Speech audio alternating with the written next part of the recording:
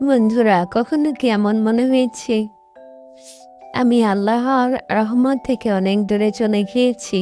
আমি দুনিয়ার এমন কোনো পাপ নেই যে করিনি।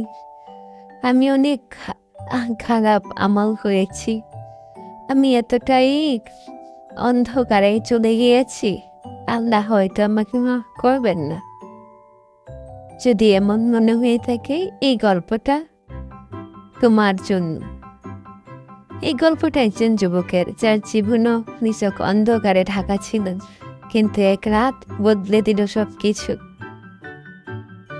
এই গল্পটি হতে পারে তোমার জন্য, আমার জন্য, এমনকি যারা আল্লাহর রহমত থেকে অনেক দূরে চলে গিয়েছে এবং ভাবছে আল্লাহ কি আমাকে মাফ করবেন,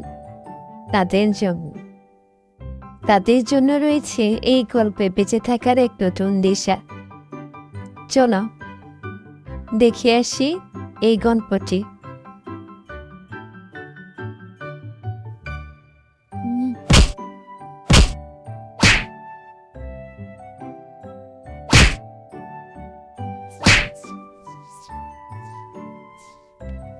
ব্যস্তগণের এক চায়ের দোকান।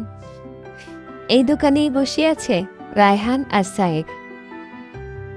আড্ডা, হাসাহাসি, নেশা করা, জীবন যেন এক মজার খেলাঘর।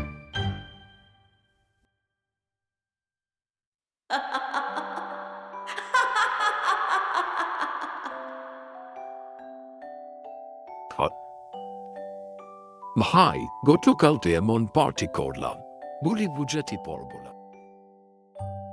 ভাই, এইসব না থাকলে বাঁচি বা কেমনে? জীবন মানেই তো নিজের মতো করে বাঁচা, হাসি খেলা।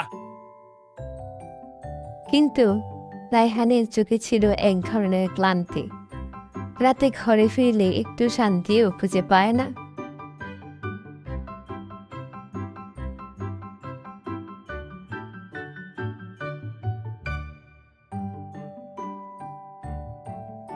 মা নামাজ পড়েন, কোরআন তেলাওয়াত করেন, আর রায়হান মা ছেলের ঘরে গিয়ে বললেন, বাবা একবার তাওবা করেন, আল্লাহ কারো প্রতি রাগান্বিত থাকেন না। তুমি যদি খাস নিয়তে তাওবা করো, আল্লাহর কাছে ফিরে যাও, বলে অবশ্যই আল্লাহ তাআলা তোমাকে মাফ করে দিয়ে তার রহমতের নিচে আশ্রয় দেবে। শুধু তুমি চাইলেই পাবে।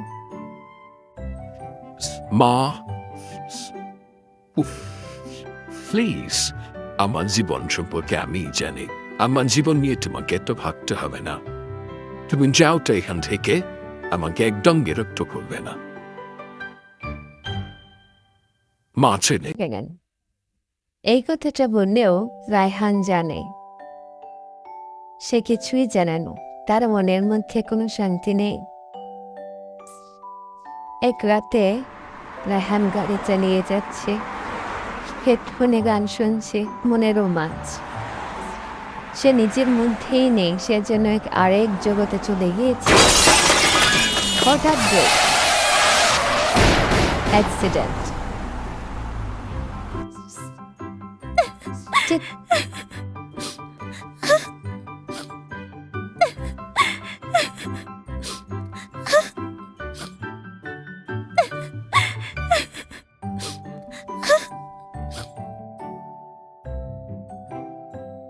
আমি বাঁচবো না মা, আমি বাঁচবো না। আল্লাহ হাফেজ মা।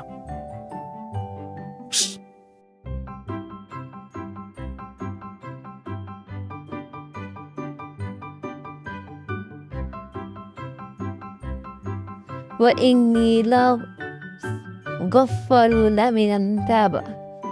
আমি অবশ্যই ক্ষমাকারী সে তার জন্য যে তওবা করে। রায়হানের মনে বাজে, বারবার বাজে, বাজতে থাকে এই আয়াত।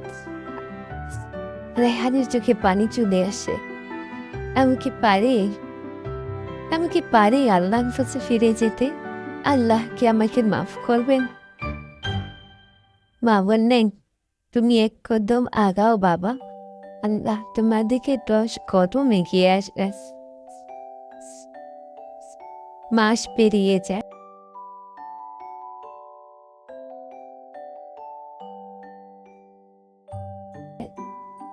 এখন মসজিদের দরজায় দাঁড়িয়ে থাকে সেই রায়হান। নামাজ পড়ে, কোরআন তেলাওয়াত করে, মাদ্রাসায় শিক্ষকের মতো আলো ছড়ায়। আর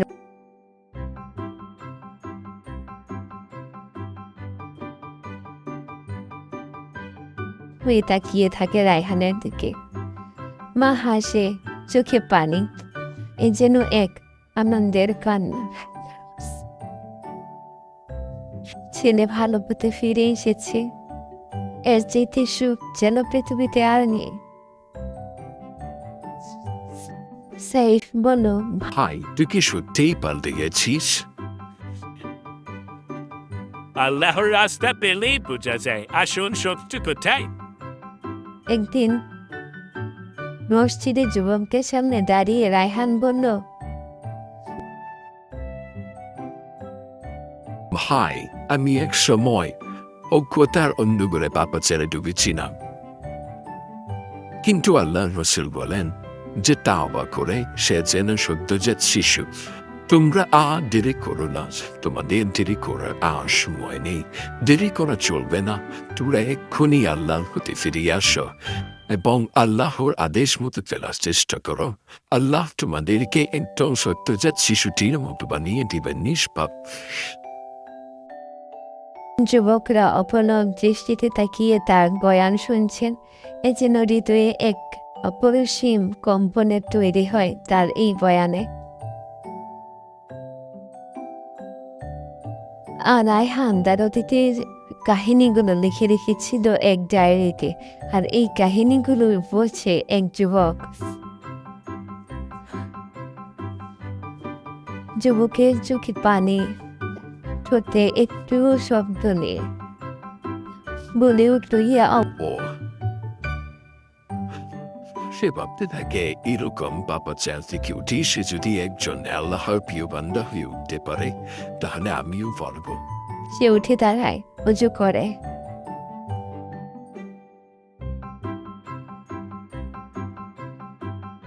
আল্লাহর কাছে ফিরে আসে। এ যেন আল্লাহ আত্মতৃপ্তির ফিরে আসা। তাওয়ার আলো কখনো নিভে যায় না। আল্লাহর দরজা সব সময় খোলা। আমরা যদি চাই তিনি অবশ্যই আমাদেরকে গ্রহণ করবেন। আমরা যতই পাপাচারে ডুবে থাকি না কেন, আল্লাহ তাআলা কাছে ফিরে এসে তওবা করলে তিনি অবশ্যই আমাদেরকে ক্ষমা করে নতুন জীবনের সন্ধান দেবেন। এমনই মজার মজার এবং শিক্ষণীয় গল্প পেতে আমাদের চ্যানেলটি সাবস্ক্রাইব করুন। ধন্যবাদ।